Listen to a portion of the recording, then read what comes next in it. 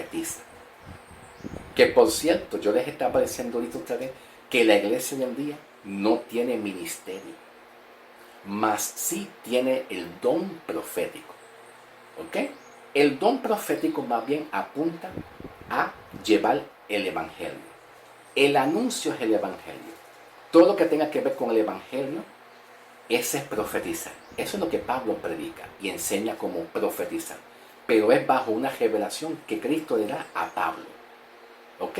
Entonces, el don profético sirve para edificar, exhortar, consolar a la iglesia. ¿Ok? Ahora, dice aquí el profeta Jeremías, escuché lo que han hablado los profetas que falsamente profetizan en mi nombre. Ahora, estos profetas aquí, estaban engañando con deseo de su corazón. Con deseo de su corazón de engañar a la gente y no hablar la palabra. Un profeta puede engañar. El problema es que hoy en día muchas iglesias tienen a muchos profetas como un ídolo en vez de tener a Cristo presente. Y cuando tenemos a un profeta como un ídolo que creemos, ya yo creo en este profeta o ya yo creo en esta profeta con los ojos cerrados. Ya yo creo que esta es profeta de Dios, ¿tú me entiendes? Pero realmente un profeta puede estar expuesto a engañar y la iglesia no darse de cuenta. ¿Y por qué la iglesia es engañada? Por la ausencia de conocimiento en la palabra. Es lo que está revelando Dios aquí. Porque aquí Dios está hablando, escuché lo que hablan los profetas. ¿Ve? Está hablando de profetas y luego dice que profetizan falsamente en su nombre. Un profeta, Dios lo ve falso cuando no habla la palabra de Dios. No habla lo que el corazón de Dios quiere hablar al pueblo. Entonces dice, ¿hasta cuándo estarán las falsas profecías en la boca de los falsos profetas? ¿Y por qué luego dice falso? Porque la palabra falso significa algo que no se hable de parte de Dios. Algo que no se esté hablando de parte de Dios. Eso es lo que significa falsos. ¿Hasta cuándo estarán en la boca de los profetas las falsas profecías? Y luego dice de engaño y de su propio corazón. El corazón son sentimientos, emociones, todo lo que tenga que ver con ira, celo, engaños, todo lo que tenga que ver con los deseos de la carne. ¿Ok? Entonces dice el versículo 27, pues planifican hacer que mi pueblo se desvíe de mi nombre. O sea, ¿cuál es el propósito de Dios con estos profetas en el Antiguo Testamento? Que el pueblo de Dios siempre se quedara mirando el nombre de Dios. El nombre de Dios. Se enfocara en el nombre de Dios. Hoy en día, el plan del don profético para la iglesia es que los profetas o cualquier persona que dice que ser profeta y que tiene sueños y visiones y la cuente como una profecía, el plan de Dios es que la iglesia no se desvíe del nombre de Cristo, que tenga a Cristo y su evangelio presente, que tenga el conocimiento de su palabra, la revelación de Cristo y su plan presente en su corazón.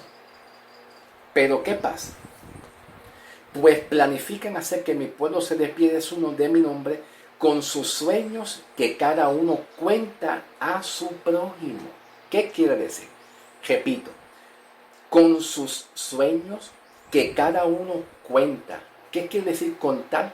Pues cuando una persona tenía un sueño, una visión, una revelación, ¿qué hacían? Pues primero vamos a ir al prójimo. No, escucha bien.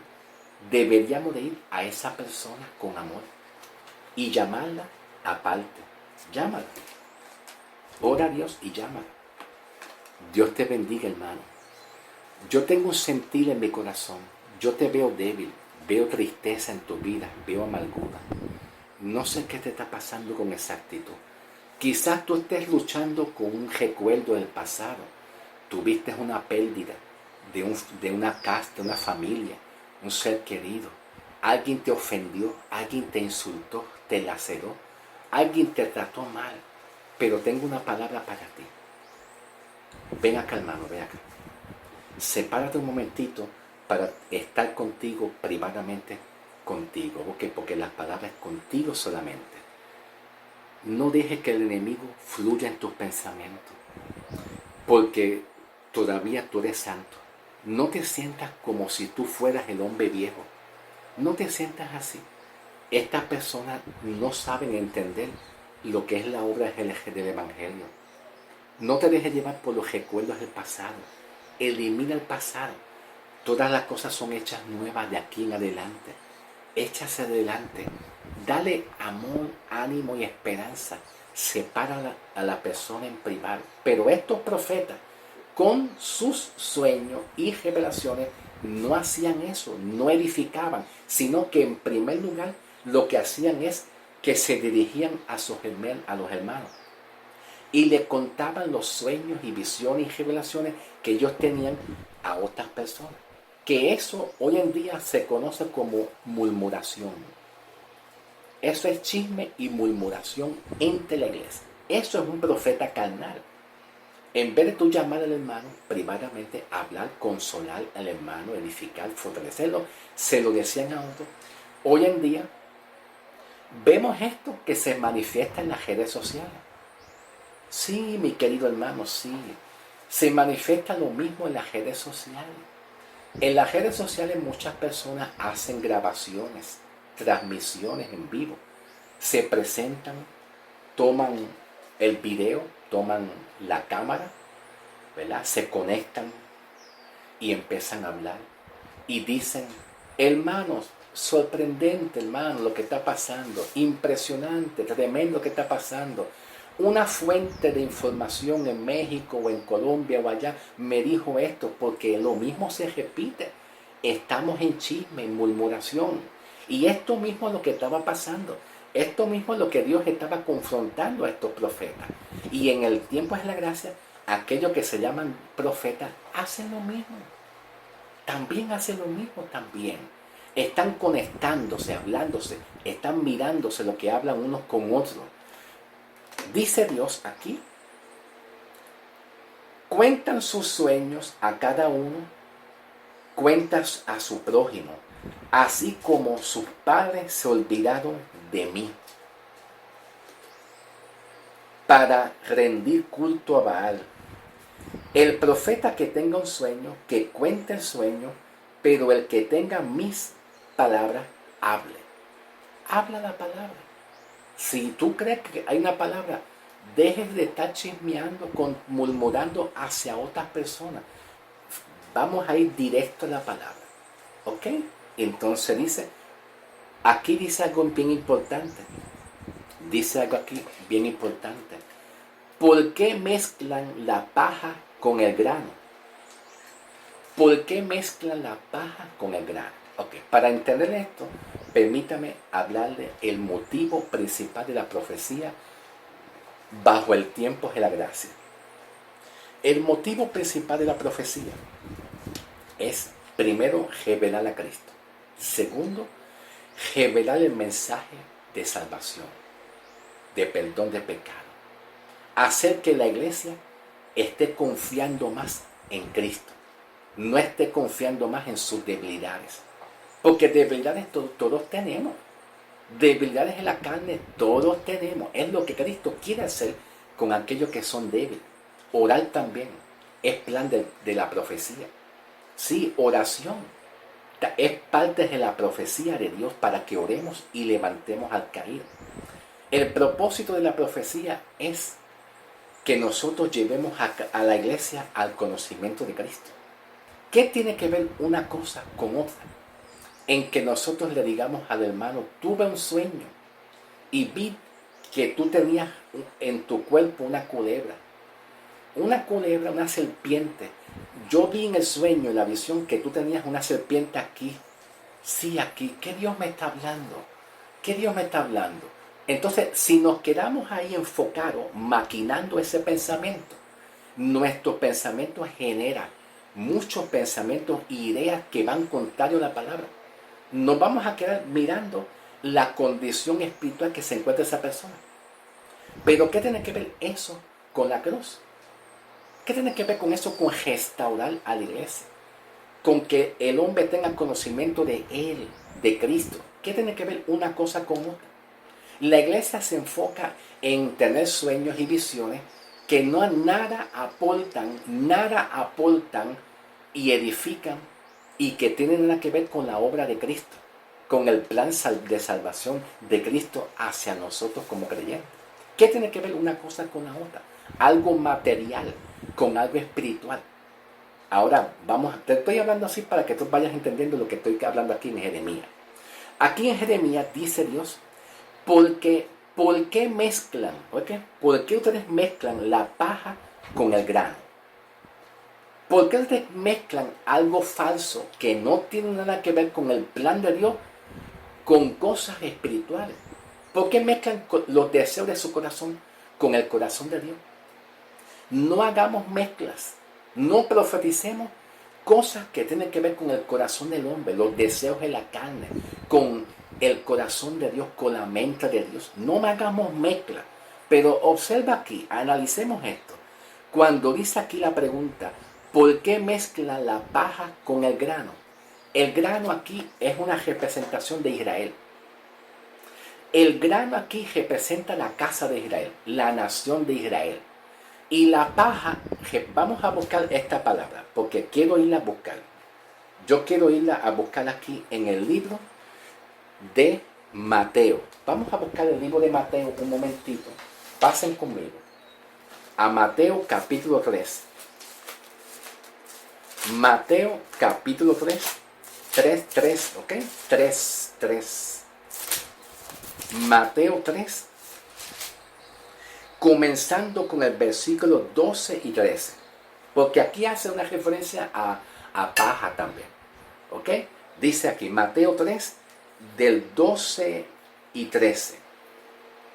Su aventador está en su mano y limpiará su era y recogerá su trigo. El trigo es una tipología, una representación de Israel. No sé si ustedes se acuerdan de la parábola que dice el trigo y la cizaña. El trigo es una representación de los judíos. Esos judíos fieles, los judíos fieles a Jesús, que creen en Jesús, que obedecen.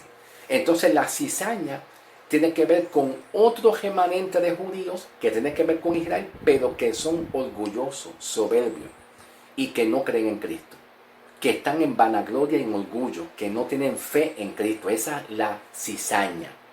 Entonces aquí dice trigo. Espiritualmente el trigo representa a Israel, pero dentro del punto de vista físicamente o literal, dentro del punto de vista literalmente, en la parte humana, el trigo también representa un alimento. También representa un alimento, que con ese trigo se puede hacer cualquier cosa. Cualquier cosa. Con la harina de trigo se pueden hacer muchas cosas para comer. Entonces el trigo aquí Israel lo tomaba en sus manos, pero antes le sacaba la cáscara. Sacaba la cáscara que estaba en la parte de afuera del trigo y el trigo estaba adentro de la cáscara. Entonces los judíos sacaban la cáscara, que era la parte de afuera, la botaban al piso, la echaban afuera y pues tomaban el trigo. Ponían el trigo en una vasija, en una bandeja, vasija o plato, lo que sea, lo ponían ahí. ¿Y qué hacían con la cáscara? La botaban. La cáscara estaba seca y era quemada. La cáscara se quema en el fuego. ¿Por qué? Porque la cáscara nada tiene que ver con el trigo. La cáscara es algo inservible, que se lo lleva el viento y es quemada por el viento y ya se acabó. Pero ¿qué es lo más importante? Lo que está dentro. Lo que está dentro. Lo que está dentro, que es el trigo. ¿Estás entendiendo la idea? Entonces aquí el granero aquí en Mateo representa Israel y la nación de Israel. ¿Ok? Cuando dice paja, es que se quita la paja del trigo, la paja ya es quemada, ya no sirve, y lo más importante es el trigo, lo que está dentro. Entonces vamos a volver otra vez aquí a Jeremías. Dice aquí, ¿por qué hacen mezclas con la... espera, que estoy aquí en Corintios. Ok, volvemos aquí. Ok, dice, ¿por qué mezclan la paja con el grano? La paja nada tiene que ver con cosas espirituales. La paja aquí representa el corazón del hombre, lleno de cosas, de deseos carnales. La paja no tiene que ver con el trigo. La paja no tiene que ver con cosas espirituales. Y dice aquí granero. Granero tiene que ver con Israel. La voz de Dios trabajando con el pueblo de Israel. Es lo mismo que te estoy diciendo. Que muchas iglesias profetizan muchas cosas a los hombres que nada aportan, nada edifican al plan de Cristo para la edificación y el crecimiento espiritual y el conocimiento de la iglesia hacia Dios. Y aquí mismo Dios lo está hablando de esta forma, de esta manera. ¿Qué aporta? ¿Qué tiene que ver con el grano, con la paja, con el grano? Está diciendo qué tiene que ver con los deseos de tu corazón, con el corazón de Dios. Nada que ver con eso. Eso es lo que Dios está hablando. Entonces, dice versículo 29, he aquí que como fuego salen mis palabras, declara Jehová, y son como hierro que despedazan la piedra. Por tanto, he aquí que yo estoy contra esos profetas que roban mis palabras uno al otro. Así pasa hoy en día. Que lo que habla el otro, lo habla, está pendiente para hablar el otro y decirlo. Porque como no hay palabra, como hay ausencia de palabra de Dios, revelación de Dios, pues tenemos que copiar las palabras de otro. Y decimos, así dice el Señor. ¿Ok? Entonces, vamos a dejar esto pendiente un momentito. ¿Ok? Vamos a dejar esto pendiente un momentito. Vamos a continuar con algo más. Ok, pasemos al próximo video, que llegó el tiempo de pasar al próximo video, ¿ok? Continuemos.